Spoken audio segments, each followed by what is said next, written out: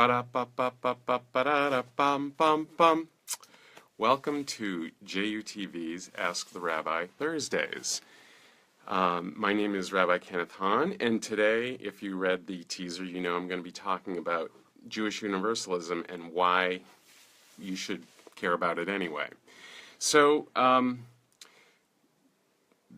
JUTV, Jewish Universalist Television.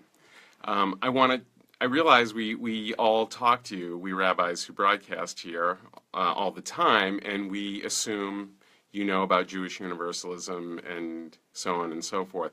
So I realize that may well not be the case. So I wanted to talk to you a little bit about Jewish Universalism. And again, I'm not speaking for the organization, I'm speaking for myself as a Jewish Universalist rabbi and why I espouse this particular orientation.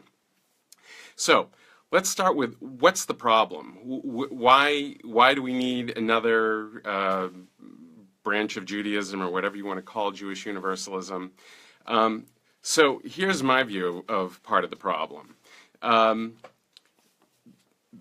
These days, the estimate is upwards of 65% of Jews in the United States are non-affiliated, meaning they don't belong to a synagogue or aren't affiliated with some other formal Jewish institution.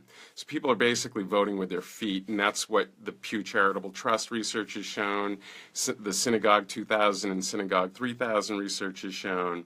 And where the energy and action is tends to be in alternative kinds of Jewish organizations, like a place called Urban Adamah in the Bay Area, which is kind of an urban gardening program that's done through a Jewish lens, or a place in Boulder, Colorado called Adventure Rabbi, which is an alternative kind of Jewish education program that really involves the outdoors, or an organization called At the Well, which is for Jewish women in their 20s and 30s primarily, that looks at women's issues, women's health concerns, etc., through, again, through a Jewish lens. And so there's a lot of action and energy there, not a whole lot in synagogues. And why is that? So the first thing I want to say, I have two views about Jewish Universalism.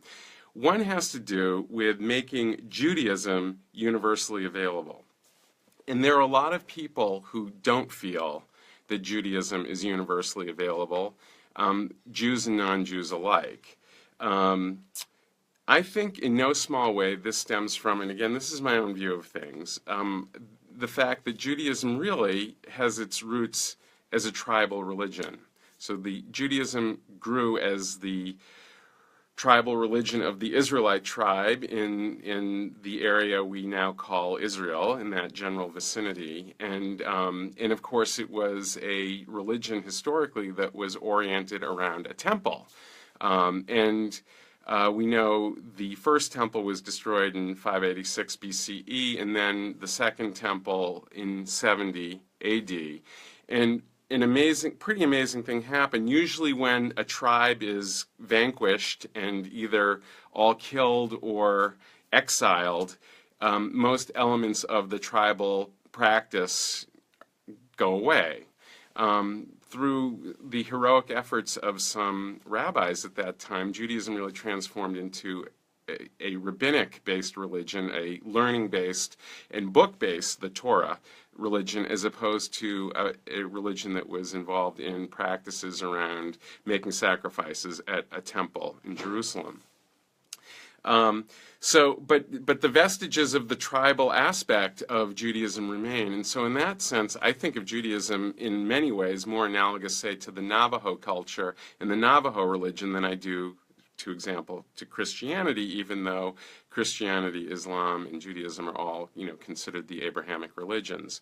And that's why I think it's very hard for people to convert to Judaism, because you're not just embracing a religion, you really have to become part of a tribe. And could a Hopi become a Navajo? Yeah, I suppose, but it's not an easy thing to do. And you have to learn a tribal language, in this case Hebrew, and a lot of people, even members of the tribe, find it alienating, and so they voted with their feet and they've left synagogues.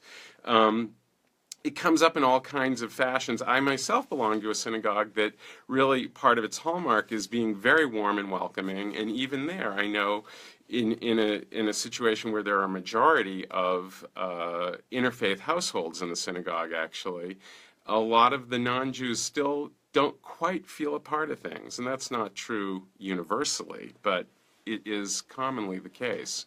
And so it's really a problem. And, and furthermore, there are rabbis who many rabbis, I think, who, understandably embrace this aspect of tribalism that has been brought down to us through the centuries. And so when people want or need something that is beyond the traditional practices of the tribe, rabbis, either because they feel they actually believe in the practice or they feel an obligation to maintain the practice, aren't willing to accommodate people in some pretty fundamental ways. And so a lot of times people get doors shut in their face, metaphorically, more often than literally, but that's how they feel. And whereas they may have been drawn to coming back into Judaism for some particular life cycle event, a birth, or it's time for their children to get educated, or it's a wedding, or even a funeral. Sometimes, not infrequently actually, they'll find that for one reason or another, many rabbis are not interested in accommodating them. So the first thing about Jewish Universalism is we want to accommodate people and meet them where they are with their Jewish practice, and really give information and encouragement and, help them go further if that's what they're interested in doing, and be perfectly satisfied as a teacher if they, take what they want from a lesson and leave the rest of it, behind, which is totally fine. So that's the first thing, is about making Judaism universally available. The other part has to do not with Judaism as a tribal experience, but Judaism as a wisdom tradition. And here I think there's something critically important to say. I view Judaism as a very particular, wonderful lineage and wisdom tradition, but it's not exceptional. There are other great wisdom traditions. There's, Christianity, there's Islam, there's Buddhism, there's Hinduism, and these are just religious wisdom traditions. There are other great wisdom traditions that are, secular in nature. Each one has its own particular gift to offer. And a lot of times, again, because of the tribal aspect of things, Jewish teachers frequently are primarily interested in preaching to the choir, which is to say, we talk mostly to other Jews, not exclusively, and it's not exclusively Jews or Jewish teachers who do this, but to the extent Judaism has value as a wisdom tradition that represents universal practices and principles and truths that may be not available or less emphasized in other wisdom traditions, it has value to anybody.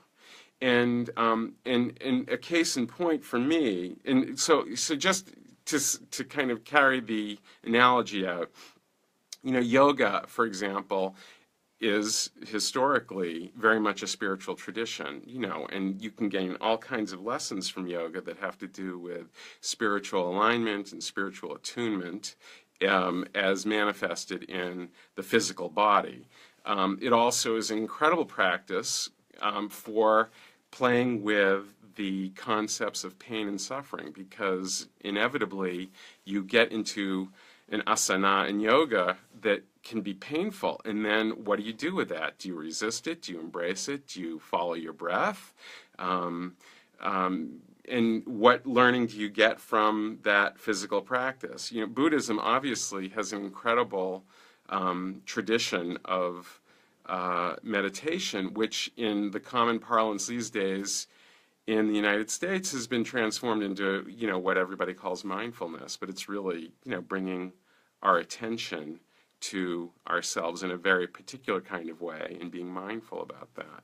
So Judaism, similarly, has incredible elements of its wisdom tradition that really are for everybody.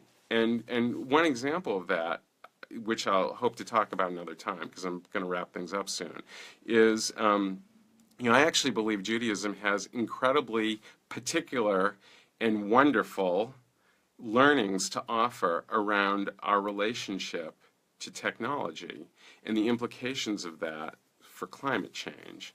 Today I'm sitting here in Western Massachusetts on February 23rd, and you can't see, but I'm in a short sleeve shirt and I'm wearing shorts, and it's 65 degrees outside. My daughter at this very moment is outside in a bikini sunbathing.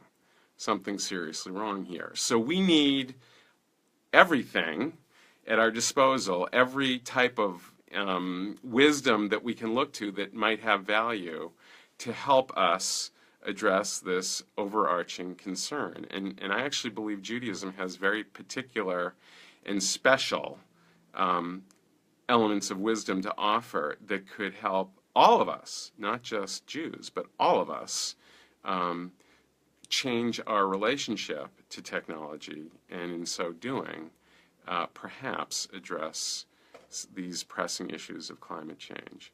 So there are a few words about Jewish Universalism. If you appreciate this and think it has value, please share this broadcast with your friends. And we will see you again next Monday for Music Monday. And with that, I'll say lehitraot. See you later. Bye-bye.